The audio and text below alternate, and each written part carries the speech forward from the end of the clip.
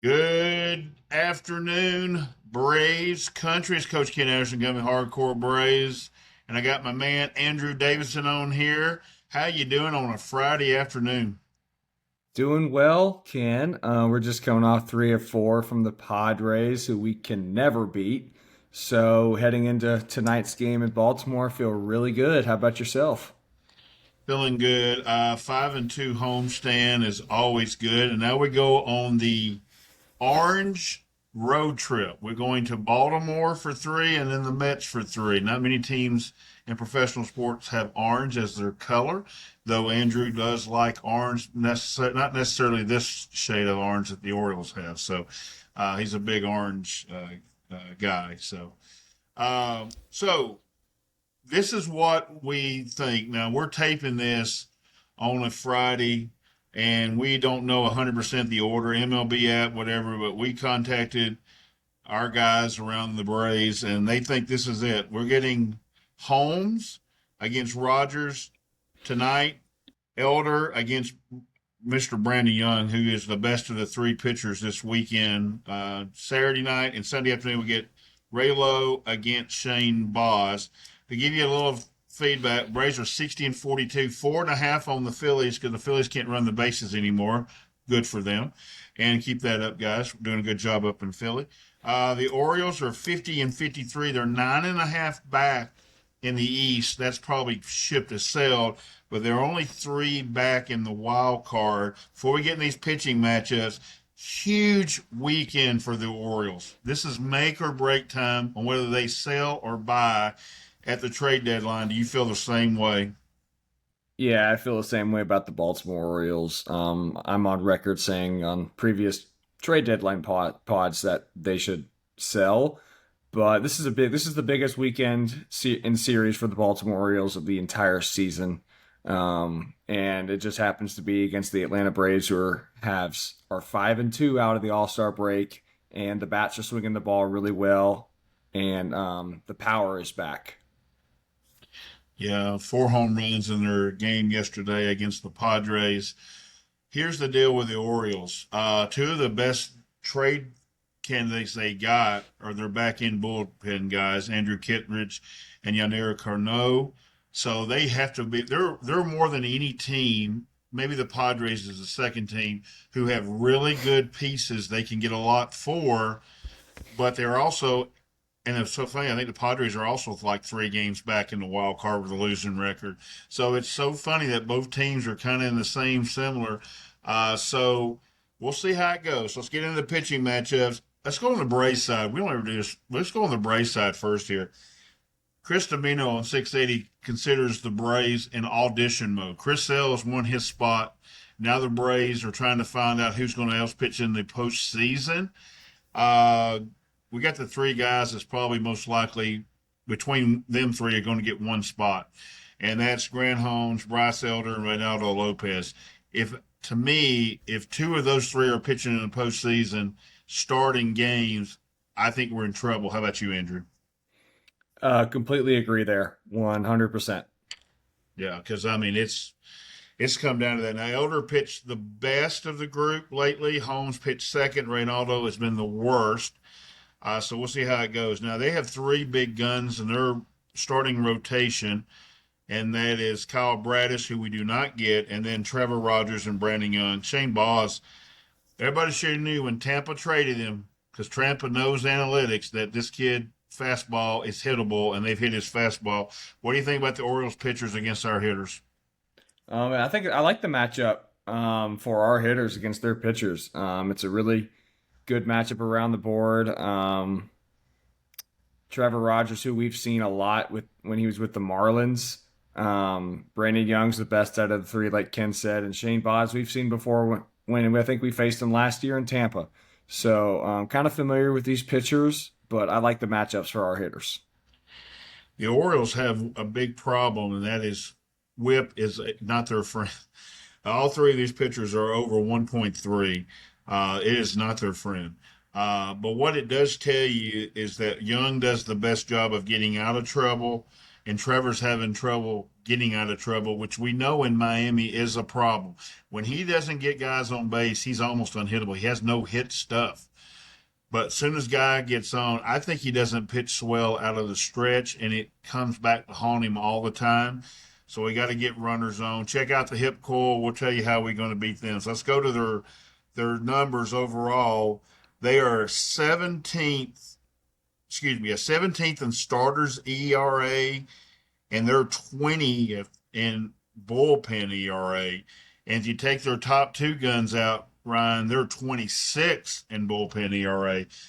Seems like get these pitchers' pitch counts up, take the ball, hit them up in the strike zone. All of them got a really good curveball. Get them up in the strike zone, get to this bullpen, and let's keep Andrew Kittredge and Yuniel Cano out of the game. And we should score a lot of runs in Baltimore this weekend.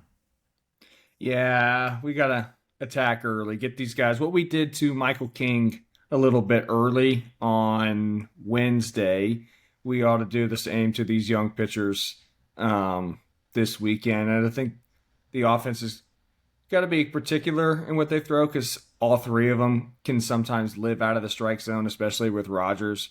But work the counts to their advantage, and then when they get on base, make these guys work. Make them come to you. They are in desperate mode right now.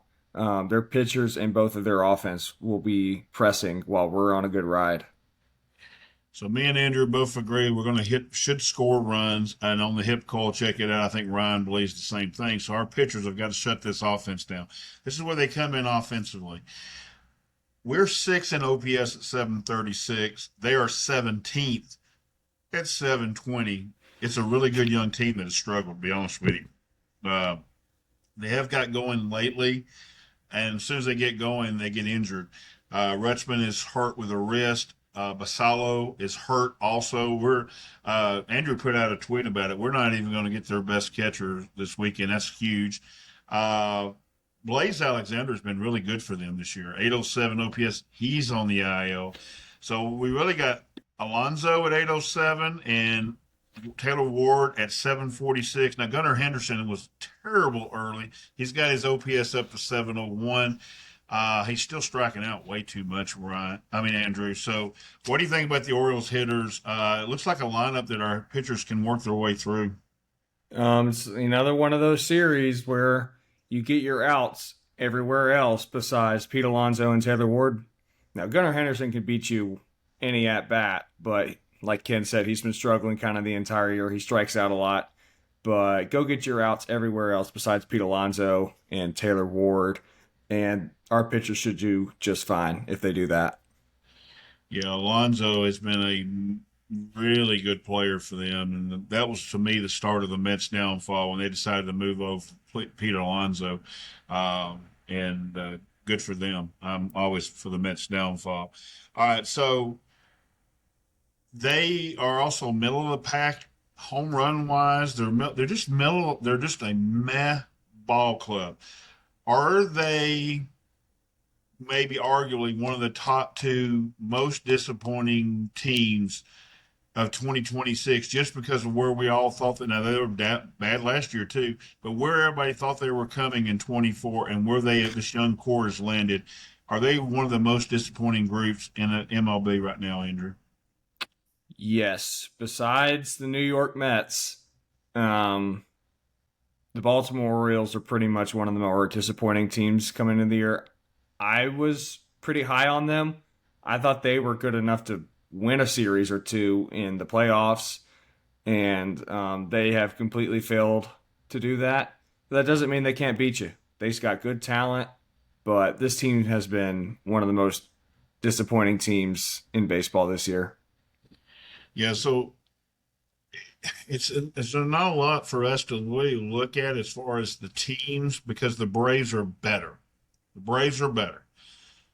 But the Orioles are playing better as a group. So I'm going to put you in their GM shoes, which I don't think he's a very good GM, but we'll put him in his shoes. What do you do with this young core? Being 50 and 53, 3 games back of the wild card, do you look at this as I need to trade the young players and find out who my core is and start a new core? And I'm talking about which Rutschman right now has a banged up wrist. Do I want to go Basalo or do I want to go Rutschman as my catcher? Do I want to go Henderson or do I want to go Holiday? Do I want to go Mayo or do I want to go Blaze You see what I'm saying, Alexander? It's like, or do I just say, okay, no, I think this is just a down year, and next year I'll go for it. So now I got to trade veterans to bring in pitchers. I've ever seen a team that could buy and sell at the same moment. It might be the Baltimore Orioles, but I'm putting you in the GM. You're going to run the Orioles for us tonight, Andrew. We're not going to address them on the trade deadline because I have no clue where they're going. So Andrew's going to get his chance today on the series preview. What do you do if you're the Baltimore Orioles? If I was the Baltimore Orioles, and especially this weekend, if Atlanta comes in and does what we know we can do, I'm selling. And I'm gonna take listens to everybody except Pete Alonso and Kyle Bradish and Gunnar Henderson. Everybody else will be available, and then I would choose Basillo over Rutschman as my long-term catcher. I think the left-handed swing from Basillo is a little bit better, and then but I also try and buy because I've got a decent amount of good young players who I can get back for some veteran pitching for the future. Um, and maybe guys with like Taylor Ward or Blaze Alexander or Mayo, but I'm gonna do a sell because I'm not sure if I was their GM, I've got a chance to get into that last wild card spot. I think that's gonna be between 3 to 4 teams who or 2 or 3 teams that have a chance for the last 2 spots in the AL. Spoiler alert, in my season preview, I picked Boston to play the Braves in the World Series, and Boston has got right.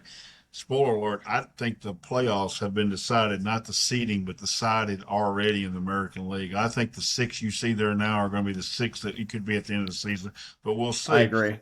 Yeah, oh, well, good. And I think we're Well, both on the, the the same only page. thing the only thing I could ever see changing would be Seattle because of their starting pitching, and whether that's I don't really see Cleveland getting out of this thing because Cleveland is so consistent. So maybe Seattle can catch Boston, but they're 2 games back when we're taping this, and I think I kind of agree with Ken, but Seattle would be the only team that's outside looking in that can get into the playoffs.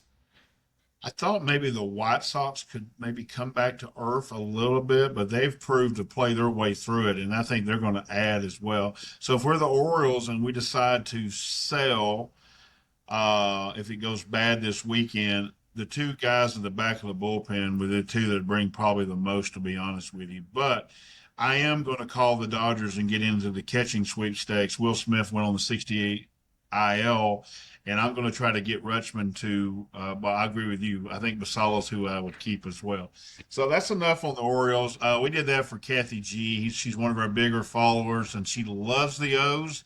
That's where we see the O's, Kathy, is this is a pivotal weekend. Now, if they win, what do they need to add, Kathy? They need to add a relief pitcher, and it needs to be a left-handed reliever. And there's one of the closest cities to them is Cincinnati. You call Cincinnati up, and you go get one of their 3 left-handers. Do you agree, Andrew? I completely agree. Yeah, or go to San Diego and get one of their that they sell.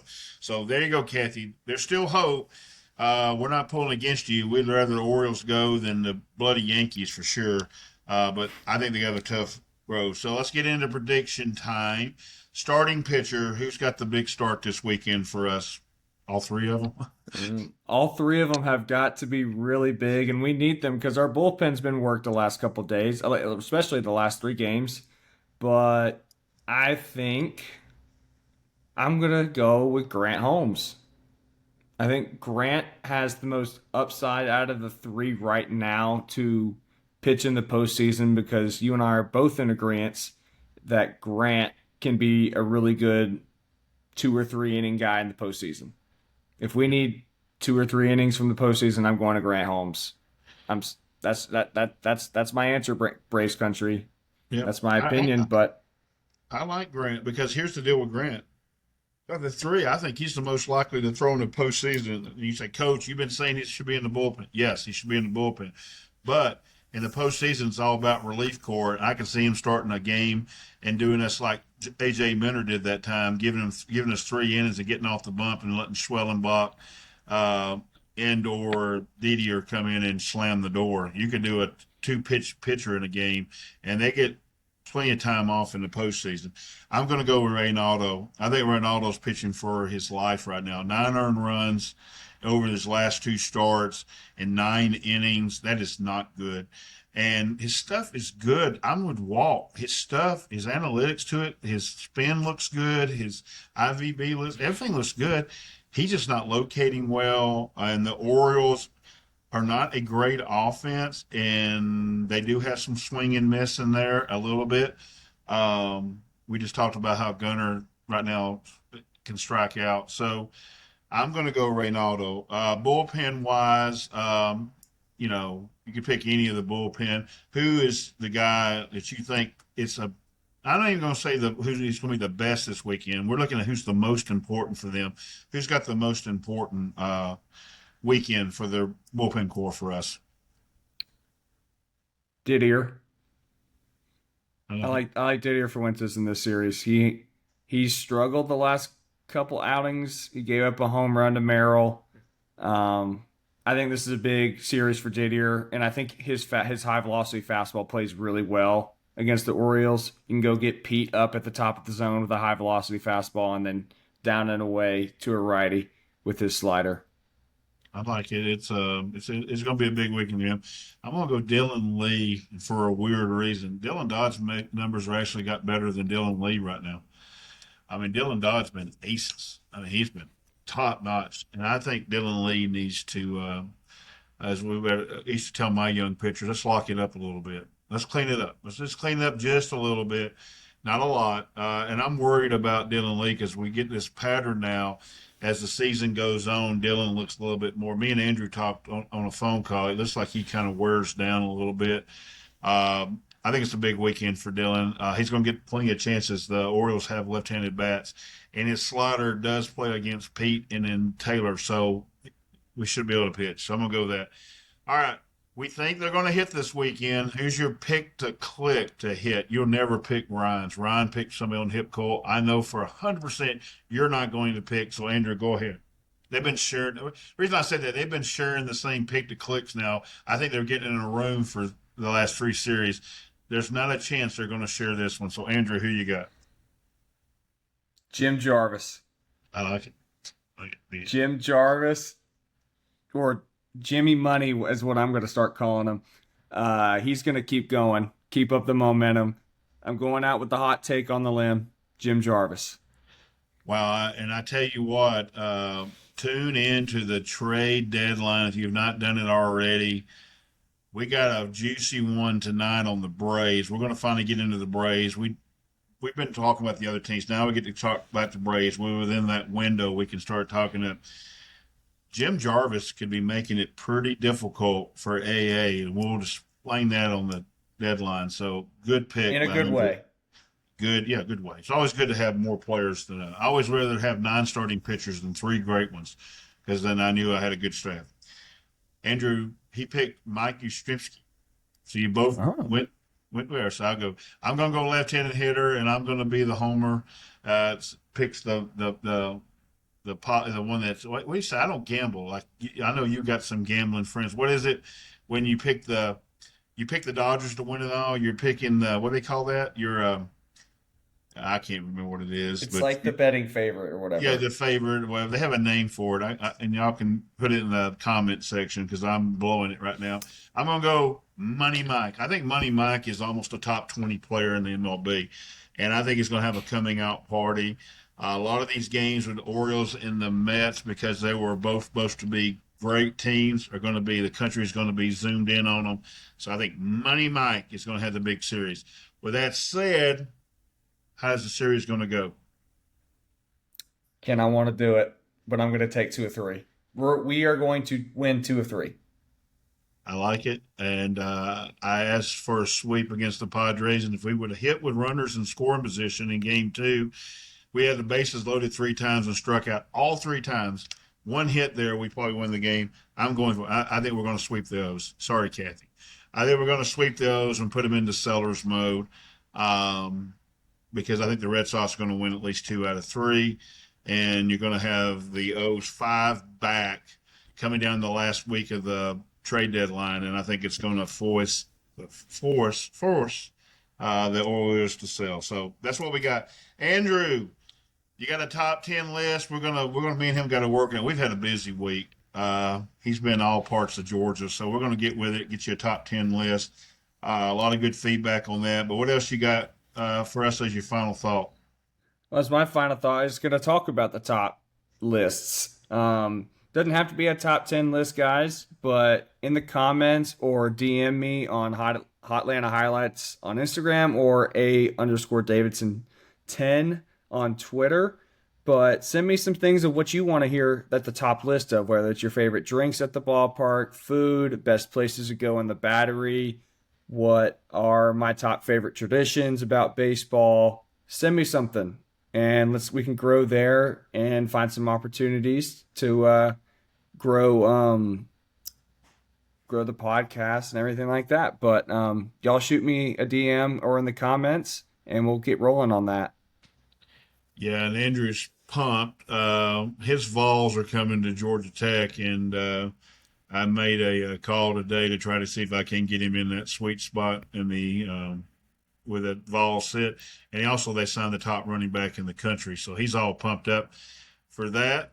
So you might have to give us a break the first weekend. I think it's first weekend of September we play y'all, so we'll have to give us a break. It's the second game of the year. That's all I Yeah, know. so whatever. It's first, second. So enough of that. So check us all out. I will tell you that Jesus Cano, we're doing an interview in the Coach's Corner.